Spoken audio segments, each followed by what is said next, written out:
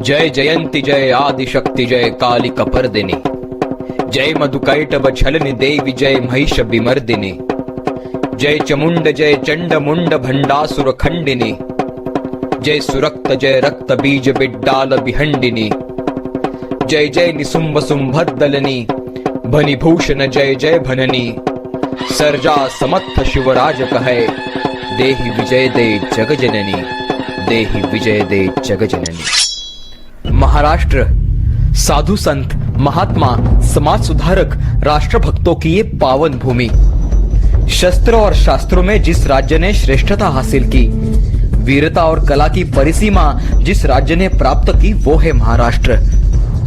ये भारत की भूमि नतमस्तक है छत्रपति शिवाजी महाराज के चरणों पे, जिनके कारण आज मैं हूं और आप, वरना हम आज कुछ और ही होते। ये शुभ दिन शायद देख भी न पाते। महाराष्ट्र का आराध्य दैवत, भारत भू का सरताज छत्रपति शिवाजी महाराज, जिनका इतिहास समग्र जीवन जानने से पहले, उनके जन्म से पहले महाराष्ट्र एवं देश की सामाजिक तथा राजकीय स्थिति का चित्र हमें समझना होगा। किस तरह से ये देश टूट चुका था, स्वाभिमान खो चुका था, ये हमें जानना होगा। तभी उनके होने की महत्ता का हमें अंदाज आ सकता है। हमें महाराज के जन्म से 300 साल पीछे जाना होगा। उत्तर भारत अलाउद्दीन खिलजी पहले से ही तहस नहस कर चुका था। मृत्यु का तांडव यहाँ पहले ही शुरू हुआ था और वहाँ दक्षिण के राजा महाराजा शास्त्रों के ऊपर वाद विवाद करने में और तीर्थ यात्रा से पुण्य कमाने में व्यग्र थे। उनकी इस बेपरवाही का फल उन्हें जल्दी ही मिलने वाला था। उत्तर पर मंडराने वाले इस खिलजी नामक तूफान ने दक्कन की भूमि राजधानी देवगिरी पर हल्ला बोल कर ही दिया। राजा रामदेव राय यादव और उसका बेटा सेनापति शंकर देव उर्फ सिंघन देव अपने में ही मस्त थे। इस पठानी आक्रमण से आहत होकर मदद के लिए संदेश तेलंगाना, गुजरात, कर्नाटक के राज्यों को भेजे गए। सहायता की याचना की गई, लेकिन किसी ने उसका जवाब नहीं दिया। राजा रामदेव राय शरण आया। यहीं पर महाराष्ट्र का पहला अपमान हुआ। राजा ने हर साल बड़े रकम की वसूली देना कबूल किया और खुद की बेटी राजकन्या ज्येष्ठपल्ली की शादी खिलजी के मांग पे उससे करा दी गई।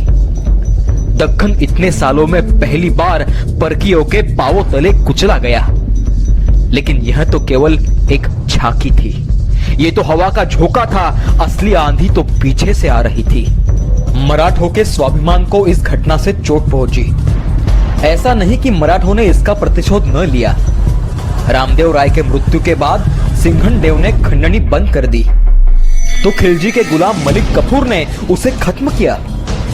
इस बीच खिलजी ने अपने ससुर जलालुद्दीन की हत्या करके खुद सुल्तान तख्तपोशी की। उसके शासन में हिंदुओं के कई मंदिर तोड़ दिए गए, महिला और बच्चों को दूसरे देशों में बेचा गया। हंसता खेलता ये गुलिस्तान कब्रिस्तान में तब्दील हो गया। इसके आगे 300 साल इन्हीं घटनाओं की पुनरावृत्ति होने वाली थी। महाराष्ट्र एक महान राष्ट्र जैसे कोई बेपरवाह शेर कुत्तों और भेड़ियों का गुलाम हुआ। जैसे आज होता है, वैसे उन दिनों भी श्री कृष्ण नीति, चाणक्य नीति पुस्तकों से सिखाई जाती थी, लेकिन इन महान ग्रंथों को कभी अमल में नहीं लाया गया। श्री कृष्ण श्री राम की पूजा की गई, लेकिन अनुकरण नहीं किया गया। साल 1500 के शुरुआत में ही एलिचपुर में फतेहुल्लाह इमाद शाह, अहमदनगर में निजाम शाह, बीदर में कासिम बेरित शाह, बीजापुर में यूसुफ आदिल शाह और गोवलकोंडा में कुतुब शाह, इन 5 सुल्तान शाहियों में पूरा महाराष्ट्र बांटकर रह गया। इन्होंने मराठों से, हमारे मराठों से काम लिया, उनका इस्तेमाल किया और फिर यही मराठे एक दूसरे से झगड़ने लगे। अपने अपने सुल्तानों की मर्जी संभालने के लिए खुद की जान दांव पे लगाने लगे। यह सब कम था कि इसी दौरान दिल्ली के सुल्तान अकबर की वक्र दृष्टि दक्कन पर पड़ी। हमारा ही ये बड़ा दुर्दैव, साम्राज्य के लिए झगड़ते थे सुल्तान और उनके लिए मारते मरते थे मराठे राजपूत। राजपूतों का इतिहास भी इतना ही रक्तलांछित है। धरती पर अंधेरा छाया हुआ था, रोशनी कहीं खो गई थी। लेकिन एक देवदूत महाराष्ट्र के इस धरती पर सूर्य की किरण बनकर आ पहुंचा। उसका नाम था मालोजी राजे भोसले। औरंगाबाद के विश्व प्रसिद्ध एलोरा के भूमि पर बाबाजी पाटिल के दो पुत्र मालोजी राजे भोसले और विठोजी राजे भोसले, उदयपुर के राणा प्रताप सिंह के सिसोदिया घराने के वंशज। इन्होंने वेरुड़ के घृष्णेश्वर मंदिर का जीर्णोद्धार किया। इस भक्ति के साथ युक्ति और शक्ति के प्रयोग भी मालोजी राजे करने लगे। उन्होंने खुद मराठों के फौज का गठन किया। यह बात अहमदनगर के निजाम शाह के दरबार में आ थमकी। फिर फरमान निकला मालोजी और विठोजी को जागीरत देने का। पुणे और सुपे की जहांगीरी उन्हें बख्शी गई। इस वजह से मालोजी के पास खुद की जमीन आई। निजाम के वजीर मलिक अंबर ने और कुछ गांव मालोजी राजे को सौंपे। दोनों भाइयों ने इस जमीन पर पुण्य कर्म आरंभ किया। मालोजी राजे के धर्मपत्नी का नाम था उमाबाई। फलटण के नाइक निंबाळकर घराने की वो कन्या थी। भगवान शिव की कड़ी आराधना और मन्नतों परिणाम स्वरूप श्री घृष्णेश्वर भगवान की कृपा से इन्हें पुत्र रत्न की प्राप्ति हुई। उसका नाम रखा गया शाहजी राजे भोसले। 2 वर्ष उपरांत शरीफजी राजे भोसले का जन्म हुआ। मालोजी राजे निजाम दरबार के नामचीन सरदार बन चुके थे। पुणे प्रांत की जनता को उन्होंने पुत्रवत प्रेम देकर संजोया। इसी दौरान निजाम शाह ने उन्हें युद्ध पर जाने का फरमान भेजा। मालोजी राजे क्षत्रिय धर्म का पालन कर हाथ में प्यारा धनुष्य उठाकर चल दिए, लेकिन दुर्भाग्य से वे अपने पत्नी और दोनों पुत्रों से मिलने वापस नहीं आए। ईस्वी सन 1605 के इंदापुर के लड़ाई में मालोजी राजे भोसले वीर गति को प्राप्त हुए।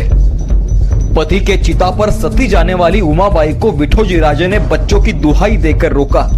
भोसले घराना बहादुर है, काम का है, ये समझकर मलिक अंबर ने मालोजी की जहांगीरी 5 साल के शाहजी को सौंप दी। विठोजी राजे ने शाहजी की शादी बाल्यकाल में ही सिंदखेड़ के लखोजी राजे जाधव की कन्या जिजाऊ से करा दी। छोटी जिजाऊ भोसले घराने की बहू बनी। जिजाऊ की उम्र कम थी, इसीलिए उसे शादी के बाद कुछ वर्ष मायके रखा गया।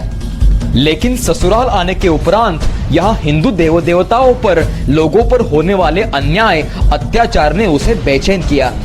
कोई आदिल शाह, कोई निजाम शाह, कोई मुगलों के लिए लड़ रहा है, लेकिन इस सब के बीच मराठे ही मर रहे हैं, ये जानकर जिजाऊ दुखी हुई। इस सत्ता संघर्ष के चलते भोसले खानदान और जिजाऊ का मायका जादव खानदान के बीच किसी कारणों से दरार पैदा हुई। दोनों एक दूसरे के दुश्मन बन गए। लेकिन इस सब का असर शाहजी राजे ने जिजाऊ के साथ उनके रिश्ते पर न होने दिया। शाहजी राजे के मन में जिजाऊ के प्रति बहुत प्रेम था, आदर था। सन 1622 में उन्हें प्रथम पुत्र की प्राप्ति हुई। नामकरण हुआ संभाजी राजे भोसले। सन 1624 में एक और बेरहम युद्ध हुआ। उसमें जाधवराव खानदान मुगलों से मिल गया और शाहजी राजे जो निजाम शाह के सरदार थे उनके खिलाफ लड़ने लगा। यह लड़ाई अहमदनगर नजीक हुई और इसमें शाहजी राजे के सगे बंधु शरीफजी राजे वीरगति को प्राप्त हुए। भोसले खानदान पर इस घटना से बड़ा आघात हुआ। धीरे धीरे निजाम शाही में शाहजी राजे का मान सम्मान तथा रोब बढ़ने लगा। इसी वजह से उसी दरबार में मलिक अंबर समेत कई सरदार उनके हितशत्रु बने। जिस सल्तनत हेतु हमने खून बहाया वहीं पे हमारा अवमान क्यों, यह सोचकर निजाम शाही छोड़कर शाहजी राजे आदिल शाह के दरबार में सरलश्कर ये पद से नवाजे गए। वीरता के धनी होकर भी मराठों की अवहेलना से उद्विग्न जिजाऊ यहाँ अस्वस्थ थी। मराठा सरदारों की उसे चीड़ आती थी। ये मरहट्टे शूर है लेकिन स्वाभिमानी नहीं, ये सब लाचार, स्वार्थी और गुलाम है, ऐसे वो सोचती थी। इस काल में जिजाबाई गर्भवती हुई। गर्भावस्था में उसे गढ़किलों पे टहलने की, शस्त्रास्त्र चलाने की, दान धर्म की इच्छा होने लगी।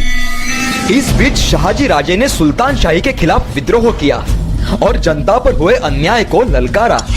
लेकिन आदिल शाह के मराठा सरदार रायराव ने ही इस विद्रोह को अपने बड़े फौज के बल पर कुचल दिया। गधे से हल चलाकर पुणे जागीर को तहस नहस कर दिया। पुणे जैसे सुंदर शहर को शमशान बना दिया। शहाजी राजे का सपना चूर चूर हुआ। जिजाऊ की सुरक्षा के हेतु उन्हें लेकर जुन्नर के शिवनेरी किले पर शहाजी राजे खुद आ पहुंचे। शिवनेरी किले पर जिजाबाई की देखभाल बहुत अच्छी तरीके से की गई और आखिर वो दिन आ गया जिस दिन का इंतजार हिंदू देवी देवताओं को था, जिस दिन का इंतजार भारत भू को था, जिस दिन का इंतजार सह्याद्री के गिरि शिखरों को था, वो दिन आ गया। शहाजी राजे और जिजाबाई साहेब आई साहेब को शिवनेरी किले पर पुत्र रत्न प्राप्त हुआ। उसका नाम रखा गया शिवाजी। शिवाजी राजे भोसले। हिंदवी स्वराज्य का निर्माण करता जन्म ले चुका था। धन्य है वो शिवनेरी की धरती जहां स्वातंत्र का उषक काल हुआ, स्वराज्य का उषक काल हुआ।